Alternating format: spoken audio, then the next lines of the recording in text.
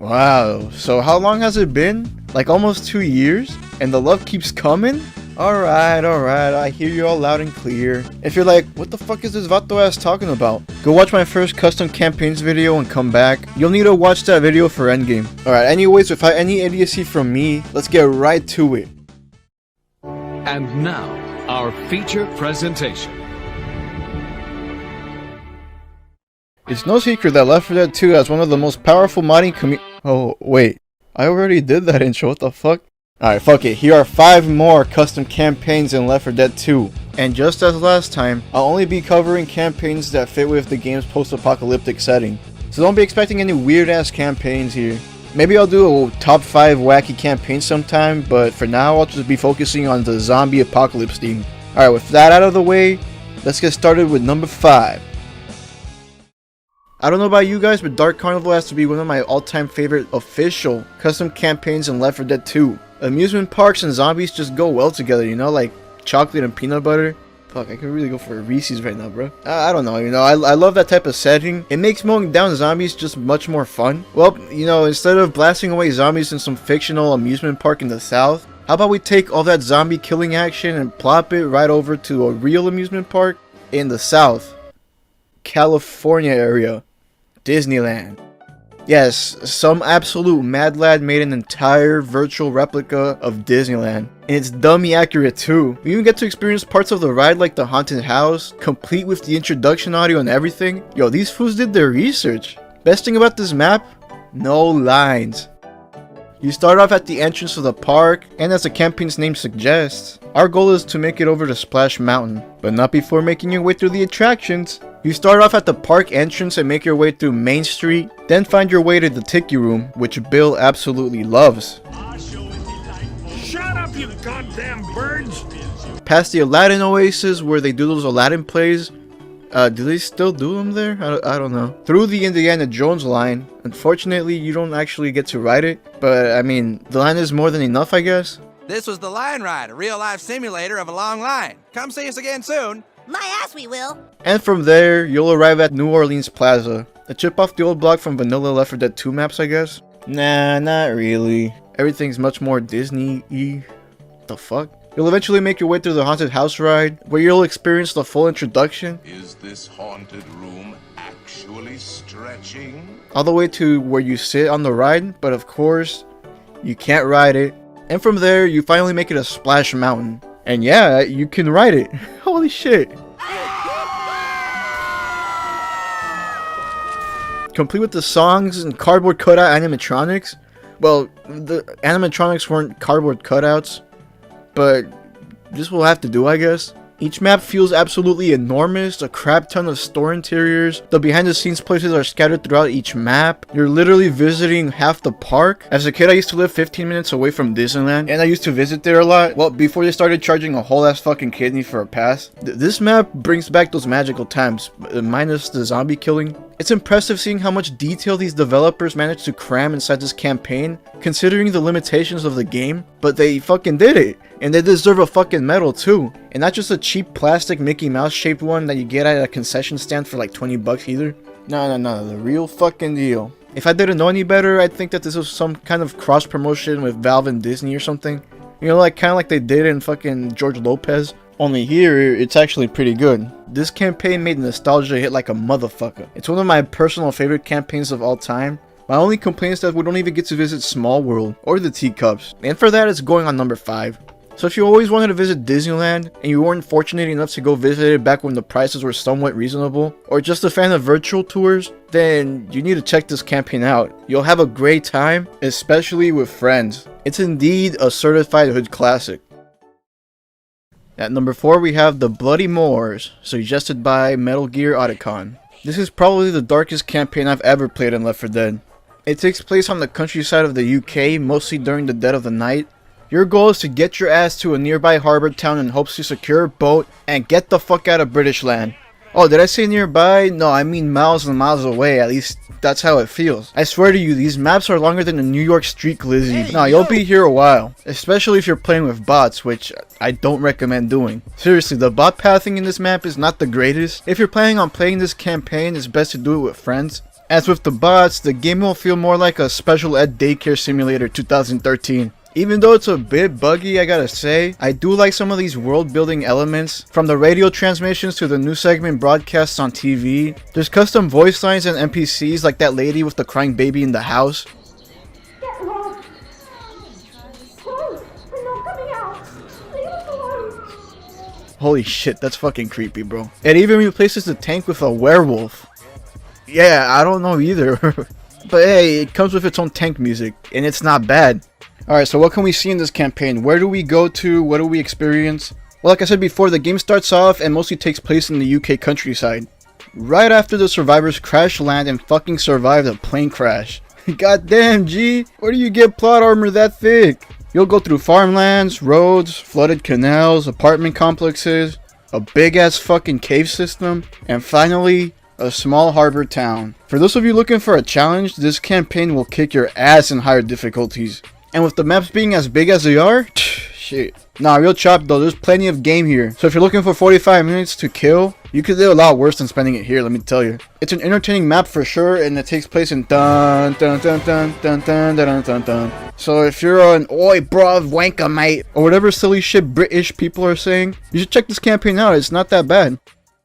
Alright, I'm gonna start being a little bit more serious here. Number 3, I Hate Mountains, suggested by Phoenix and Jeffrey. I Hate Mountains is a campaign that takes place in, well, you guessed it, the mountains. This campaign was created by the devs behind one of the most legendary Portal 1 mods, Portal Prelude, which is getting a remaster soon actually. But don't worry, unlike Portal Prelude, there's no text-to-speech voices here, so in fact the developers of this mod didn't even cut corners. I mean, each map is full of alternate pathways and a shit ton of detail. Their intention for this mod was to recapture the way Valve built their campaigns. And they didn't just recapture Valve's style, they fucking surpassed it. And it didn't even need any fancy scripted events or custom panic events. It's literally built as if Valve said, fuck it, let's make our best campaign yet. Contrary to the campaign's name, the developers did a good job at making each map feel different from each other. At face value, one would think, oh, the entire campaign just takes place in the woods. But if you still think this after playing this campaign, you gotta stop smoking crack, bro. I mean, the devs did a lot to make this entire campaign feel diverse in terms of settings used. And you won't just be breezing through 5 maps on dirt paths surrounded by trees. No, there's a fair amount that changes the environment and makes the maps feel unique. The big ass house, for example, or the catacombs, the mine shaft in the 3rd map, this overrun military post, the lumber mill.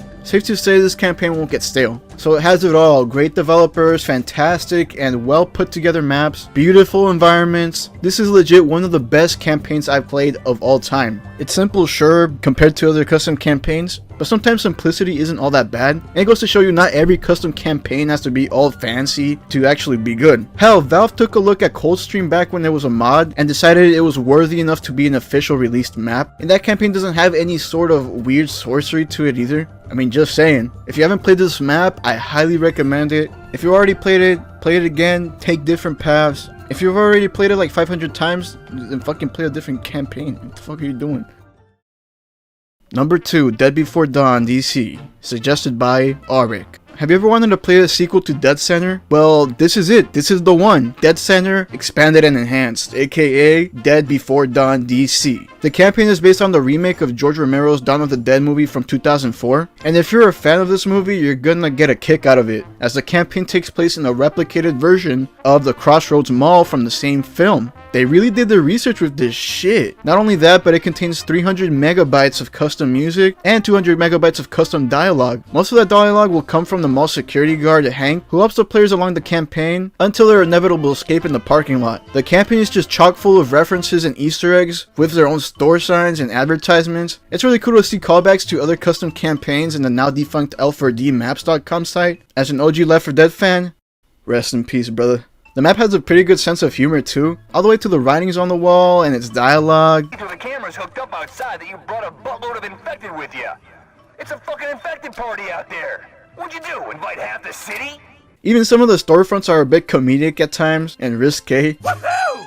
PG-13! Speaking of the storefronts, there are a crap ton to explore and loot. The maps are enormous, some of them even having multiple routes, adding on to the replayability. The custom panic events are also some of the most creative and original I've seen in a while. Some leading players to work as a team in order to complete them, especially in higher difficulties. So yeah, if you're into the whole mall setting and zombie games, or just a big fan of Snyder's Dawn of the Dead, then look no further than Dead Before Dawn DC. This is literally the whole package here.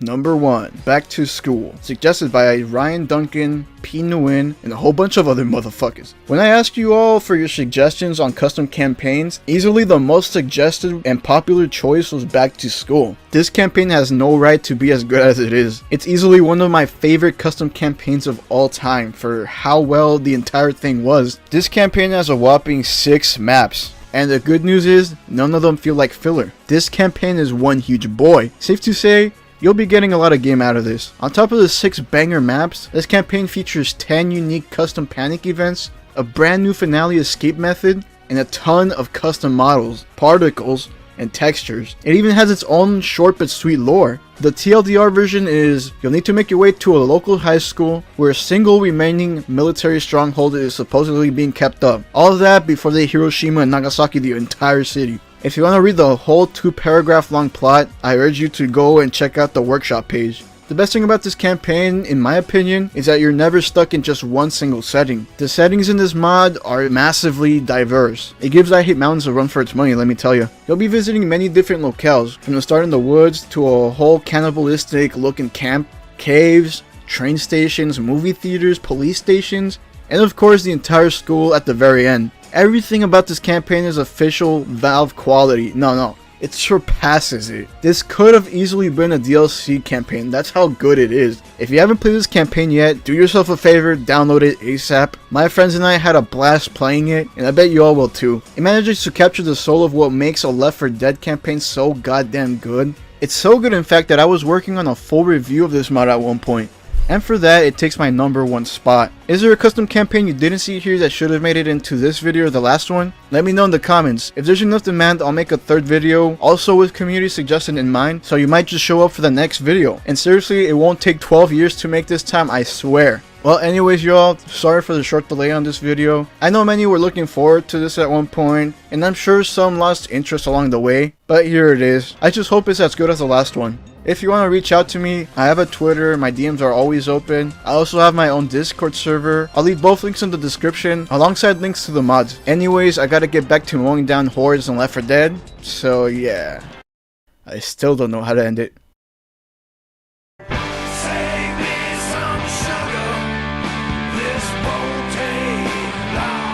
I changed gravity.